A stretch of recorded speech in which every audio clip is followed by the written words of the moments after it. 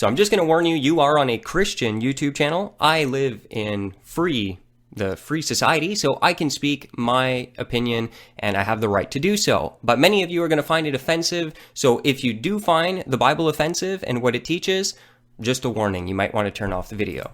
I wanted to take time here to talk about the events that are occurring in the United States of America and show you that this is a sign that Jesus' second coming is fast approaching. As sin takes hold of the land, God's judgment will follow that. Now, here is an article. I'll leave it linked up in the description section below. U.S. Supreme Court says same-sex couples can marry in all 50 states. This is a monumental time in the United States of America. This is a massive shift. Sin is now taking over the land and God's judgment will soon follow. Obama went out and tweeted out that this is an amazing thing. Let me find it. He says, "Today is a big step in our march toward equality. Gay and lesbian couples now have the right to marry just like anyone else." So what does God think of homosexuality? That's a stupid question. I think you should just stay out of it. I have a lot of gay friends that go to church every Sunday. They believe in God and they're gay.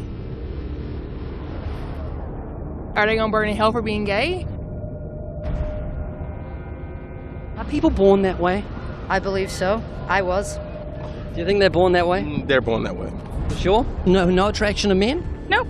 And what about you? So ever since the day I was born. You've always had gay tendencies? Always.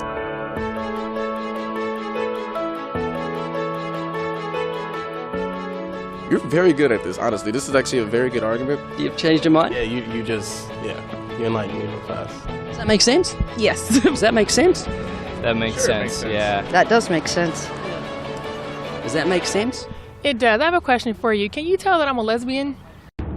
Imagine being personally trained to do what I did in Audacity. That's what our Audacity training course does. Join Easy, President of Living Waters, Mark Spence, Vice President of Outreach, and myself as we talk interviews from the movie. And if that's not enough, the Supreme Court just ruled about 3 hours ago that gay marriage is now legal in all 50 states. And that says the United States Supreme Court's ruling giving gay people the right to marry in all 50 states.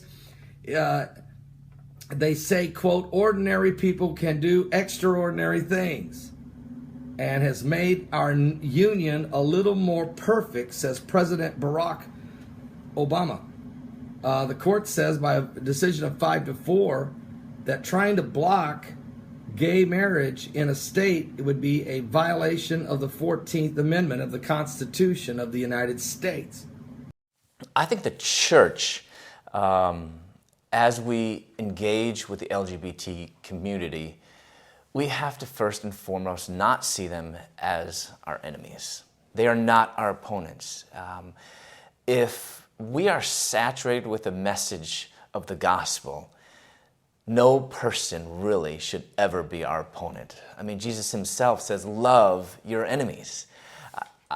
There's no way around that as much as it may seem at times, how even media might portray how the LGBT community, even though that might not always be true, but the LGBT community might be in opposition to the church or the message of Jesus Christ.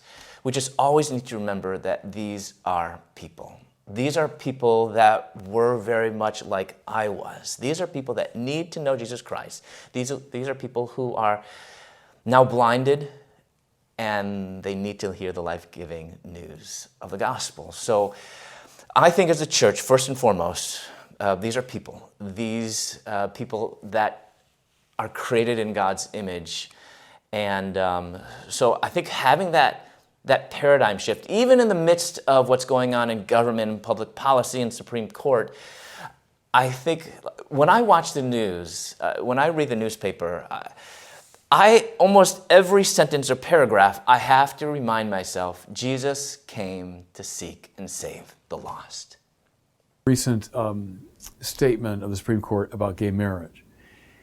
What concerns a not inconsiderable number of Catholics and what frightens them a bit is the way the statement was made, how it was framed and formulated, namely as the discovery of a right, a fundamental human right and freedom within the Constitution for a gay marriage.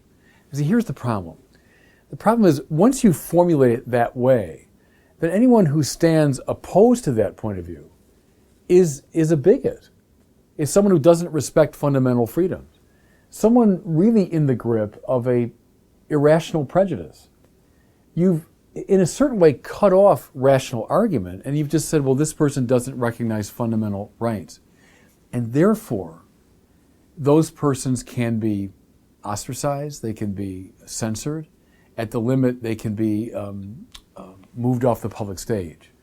And so Catholics worry about a potentially aggressive secular state on this issue. Now, to be sure, Justice Kennedy in his formulation has said reassuring things about, we're going to allow you to practice the faith as you see fit, but it seems to me hard to understand how, given the logic of the way the thing was formulated, that could long endure.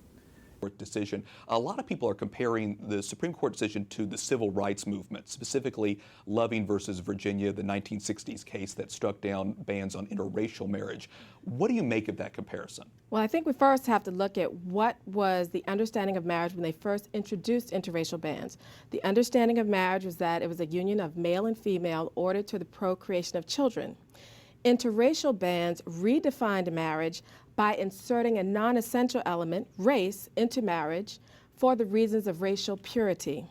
Fast forward to today, same-sex marriage advocates also redefined marriage to remove what is essential, gender, to get around that procreative aspect for reasons of sexual egalitarianism. So they are alike in that they both redefined marriage, one for purposes of racial purity and the other for purposes of sexual egalitarianism. One inserted what was not essential, race, and one removed what was essential, gender.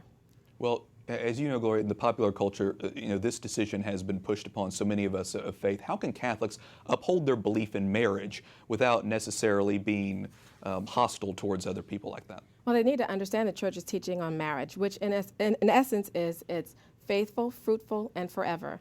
And as long as we could share that positive, uplifting vision of marriage, I think that will really help.